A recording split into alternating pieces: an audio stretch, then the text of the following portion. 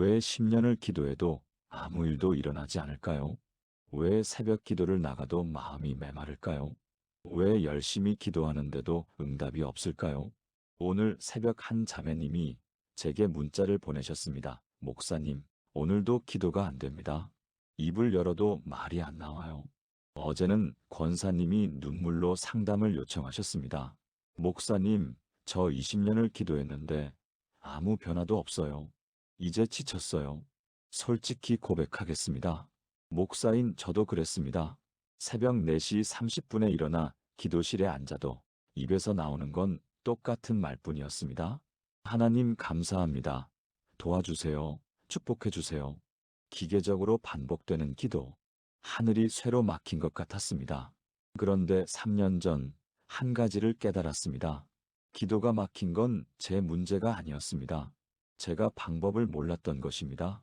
지난 9월 58세 박순자 집사님이 제게 목사님, 저 20년 동안 기도해도 아무 응답이 없었어요. 이제 포기하고 싶어요.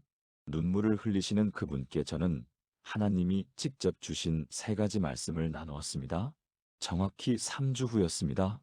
목사님, 기도하다가 눈물이 쏟아졌어요. 뭔가 뚫리는 느낌이었어요. 오늘 저는 여러분께 바로 그 3가지 말씀을 나누겠습니다. 기도가 막히는 가장 큰 이유가 무엇일까요? 많은 분들이 이렇게 생각하십니다.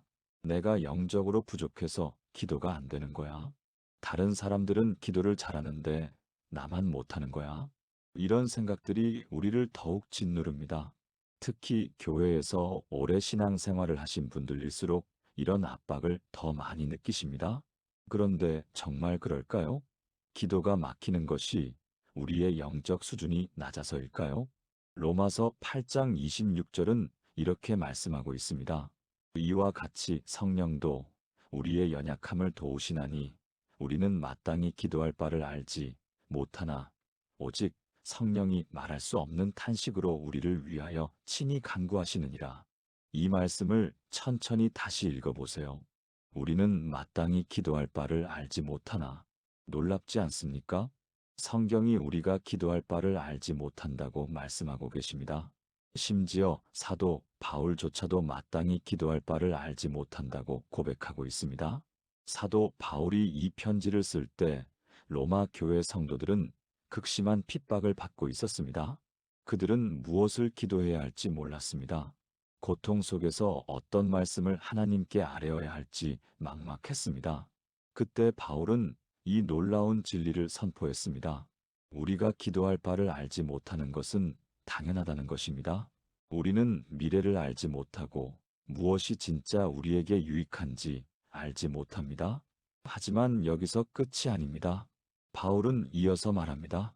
오직 성령이 말할 수 없는 탄식으로 우리를 위하여 친히 간구하시느니라. 이것이 바로 기독교의 가장 놀라운 은혜입니다. 성령님께서 우리를 위해 대신 기도해 주신다는 것입니다.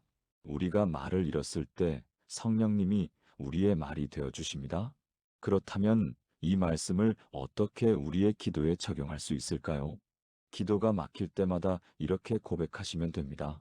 먼저 이렇게 시작하세요. 하나님, 저는 마땅히 기도할 바를 알지 못합니다. 이 고백이 중요합니다. 이것은 패배의 고백이 아니라 겸손의 고백입니다. 그 다음 이렇게 고백하세요. 하지만 성령님께서 저를 위해 간구하고 계심을 믿습니다. 그리고 이렇게 기도하세요. 성령님, 제 안에서 제 대신 기도해 주소서. 이 고백을 하는 순간 놀라운 일이 일어납니다. 기도의 부담이 우리 어깨에서 내려가고 성령님께 넘어갑니다. 지난해 50대 후반에 그 집사님은 아들의 사업 실패로 3억이 넘는 빚을 떠안게 되셨습니다. 목사님, 저는 그분께 로마서 8장 26절을 전해드렸습니다. 집사님, 원망이 나오는 것도 괜찮습니다. 그냥 이 말씀을 붙들고 성령님께 맡기세요. 목사님, 이 말씀을 매일 붙들고 기도했어요. 완벽한 기도를 하려고 애쓰지 않았어요. 그런데 신기하게도 마음에 평안이 왔어요. 사랑하는 여러분, 지금 함께 이렇게 기도해 보시겠습니까? 하나님 아버지, 오늘 저는 마땅히 기도할 바를 알지 못함을 고백합니다. 하지만 성령님께서 저를 위해 말할 수 없는 탄식으로 간구하고 계심을 믿습니다. 성령님, 제 안에서 제 대신 기도해 주소서. 예수님의 이름으로 기도합니다. 아멘. 기도가 막히는 또 다른 이유가 있습니다. 우리 마음속에 정리되지 않은 감정들이 너무 많기 때문입니다. 분노, 원망, 두려움, 불안, 슬픔이 뒤섞여 있으면 기도의 초점을 잡을 수가 없습니다. 혹시 여러분도 그런가요? 기도하려고 무릎 꿇으면 온갖 생각이 다 떠오르지 않습니까? 30분을 기도했는데 정작 무슨 기도를 했는지 기억이 안 날 때, 성경은 더 좋은 방법을 알려주고 있습니다. 시편 139편 23절부터 24절은 이렇게 기도하고 있습니다. 하나님이여 나를 살피사 내 마음을 아시며 나를 시험하사 내 뜻을 아옵소서. 내게 무슨 악한 행위가 있나 보시고 나를 영원한 길로 인도하소서. 이 기도는 다윗이 드린 기도입니다. 다윗은 이스라엘의 위대한 왕이었지만 그도 자신의 마음을 정확히 알지 못했습니다. 그래서 이렇게 기도했습니다. 하나님, 제 마음을 살펴주세요. 이 기도의 핵심은 자기 분석이 아니라 하나님께 맡기는 것입니다. 내가 내 마음을 파악하려고 애쓰는 것이 아니라 하나님께서 내 마음을 살펴주시기를 간구하는 것입니다. 다윗이 이 시편을 쓸 때 그는 자신의 삶을 돌아보고 있었습니다. 왕이 되기까지의 여정, 밧세바 사건, 압살롬의 반역. 그는 자신의 마음이 얼마나 복잡한지 알고 있었습니다. 겉으로는 왕이었지만 속으로는 두려움과 불안에 떨고 있었습니다. 그래서 그는 하나님께 이렇게 간구했습니다. 하나님, 제가 저를 모릅니다. 그러니 하나님께서 제 마음을 살펴주소서. 히브리어 원문에서 살피사로 번역된 단어는 하카르입니다. 이것은 단순히 보는 것이 아니라 철저히 조사하다, 깊이 탐구하다라는 의미입니다. 기도가 막혔을 때 이렇게 기도하세요. 먼저 이렇게 시작하세요. 하나님, 제 마음을 살펴주세요. 이것은 마음의 문을 여는 기도입니다. 그 다음 이렇게 고백하세요. 제가 지금 무엇을 느끼고 있는지 제가 잘 모르겠습니다. 그리고 이렇게 간구하세요. 하나님께서 제 마음을 아시고 제가 가야 할 길을 보여주세요. 이 기도를 하면 놀라운 일이 일어납니다.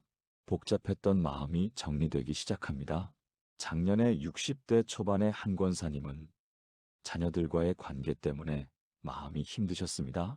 목사님, 기도하려고 하면 자꾸 자식들 생각이 나요. 무슨 기도를 해야 할지 모르겠어요. 저는 그분께 시편 139편 23절에서 24절을 나눠드렸습니다. 권사님, 그냥 하나님께 제 마음을 살펴주세요라고 기도하세요. 한 달 후 그 권사님이 간증하셨습니다. 목사님, 일주일쯤 지나니까 신기하게도 제 마음이 보이기 시작하더라고요. 제가 자식들을 걱정하는 것도 맞지만 사실은 그들이 저를 필요로 하지 않는 게 서운했던 거예요. 그게 보이니까 기도가 달라졌어요. 제 마음을 치유해 달라는 기도를 하게 됐어요. 하나님께서 그분의 마음을 살피시고 진짜 필요한 것을 보여주신 것입니다. 지금 그 권사님은 교회에서 새신자 양육을 담당하고 계십니다. 사랑하는 여러분, 지금 함께 이렇게 기도해 보시겠습니까? 하나님 아버지, 제 마음을 살펴주시고 제 뜻을 아옵소서. 제가 지금 무엇을 느끼고 있는지 잘 모르겠습니다. 하나님, 제 안에 숨겨진 것들을 보여주소서. 저를 영원한 길로 인도해 주소서.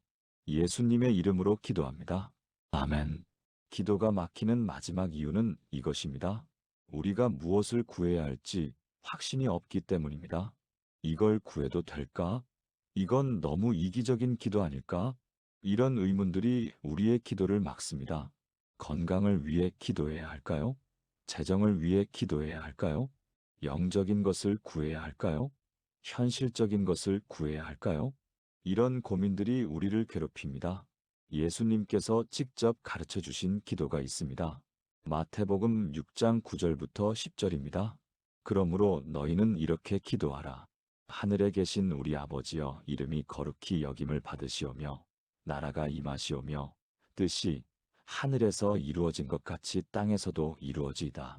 이것이 바로 주기도문의 시작 부분입니다. 이 기도에는 모든 기도의 핵심이 들어 있습니다. 무엇을 어떻게 구해야 하는지, 기도의 우선순위가 무엇인지 모두 담겨 있습니다. 하늘에 계신 우리 아버지여. 이 고백이 모든 기도의 시작입니다. 하나님은 멀리 계신 분이 아니라 우리 아버지이십니다. 이름이 거룩히 여김을 받으시오며, 우리의 기도는 하나님의 이름이 거룩히 여김받는 것부터 시작해야 합니다. 내 필요보다 하나님의 영광이 먼저입니다. 나라가 임하시오며, 하나님의 나라가 이 땅에 임하는 것, 이것이 우리 기도의 목표입니다. 내 삶에서, 내 가정에서 하나님의 나라가 임하는 것입니다. 뜻이 하늘에서 이루어진 것 같이 땅에서도 이루어지이다. 하나님의 뜻이 우리 삶에서 이루어지는 것을 구하는 것입니다. 이 말씀을 어떻게 적용할 수 있을까요? 기도가 막혔을 때 이렇게 기도하세요. 첫째, 하늘에 계신 우리 아버지여로 시작하세요. 이렇게 시작하는 순간 우리는 하나님과의 관계를 회복합니다. 둘째, 이름이 거룩히 여김을 받으시오며를 기도하세요. 이 상황에서 어떻게 하나님의 이름이 영광 받을 수 있을까?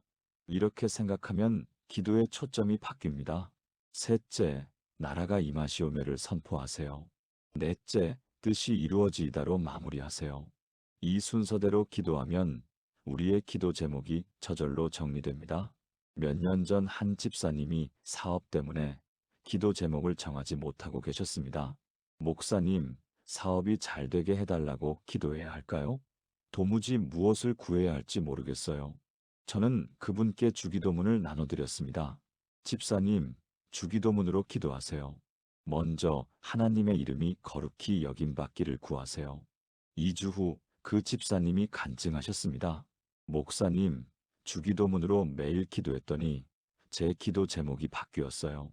사업이 잘 되게 해달라는 기도가 아니라 이 사업을 통해 하나님의 이름이 영광 받게 해달라는 기도로 바뀌었어요. 6개월 후 하나님은 그분에게 답을 주셨습니다. 사업은 접었지만 더 좋은 기회가 생겼습니다. 사랑하는 여러분, 지금 함께 이렇게 기도해 보시겠습니까? 하늘에 계신 우리 아버지여, 제 삶을 주관하십니다. 아버지의 이름이 제 삶을 통해 거룩히 여김을 받게 하옵소서. 아버지의 나라가 제 마음에, 제 가정에 임하게 하옵소서.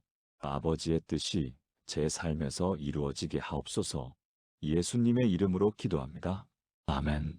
사랑하는 여러분, 오늘 우리는 기도가 막혔을 때 붙들어야 할 세 가지 말씀을 함께 나눴습니다. 첫째, 로마서 8장 26절입니다. 성령님께서 우리를 위해 친히 간구하신다는 말씀입니다. 완벽한 기도를 만들려고 애쓰지 마세요. 그냥 성령님께 맡기세요. 둘째, 시편 139편 23절에서 24절입니다. 하나님께서 우리 마음을 살피시고 영원한 길로 인도해 주신다는 말씀입니다. 복잡한 마음을 정리하려고 애쓰지 마세요. 셋째, 마태복음 6장 9절에서 10절입니다. 예수님께서 직접 가르쳐 주신 주기도문입니다. 하나님의 이름이 거룩히 여김받기를, 하나님의 나라가 임하기를, 하나님의 뜻이 이루어지기를 먼저 구하세요. 이 세 가지 말씀을 종이에 써서 기도실에 붙여놓으세요. 휴대폰 메모장에 저장해 놓으세요. 매일 아침 일어나자마자 이 말씀들을 암송하세요. 하나님께서 반드시 응답하실 것입니다. 기도의 문이 다시 열릴 것입니다. 30년을 기도했던 그 권사님도 기도가 막혔습니다. 하지만 이 세 가지 말씀을 붙들고 3주 만에 회복되었습니다. 여러분도 할 수 있습니다. 아니, 하나님께서 하실 것입니다. 이제 두려워하지 마세요. 이 세 가지 말씀을 붙들고 다시 시작하세요. 여러분도 이 말씀으로 기도가 회복된 경험이 있으시다면 아래 댓글에 아멘이라고 남겨주세요. 좋아요를 눌러주시면 더 많은 분들이 이 은혜를 받을 수 있습니다. 하나님의 은혜와 평강이 여러분과 여러분의 가정에 늘 함께 하시기를 축복합니다. 성령님의 인도하심이 여러분의 모든 기도에 함께 하시기를 축복합니다.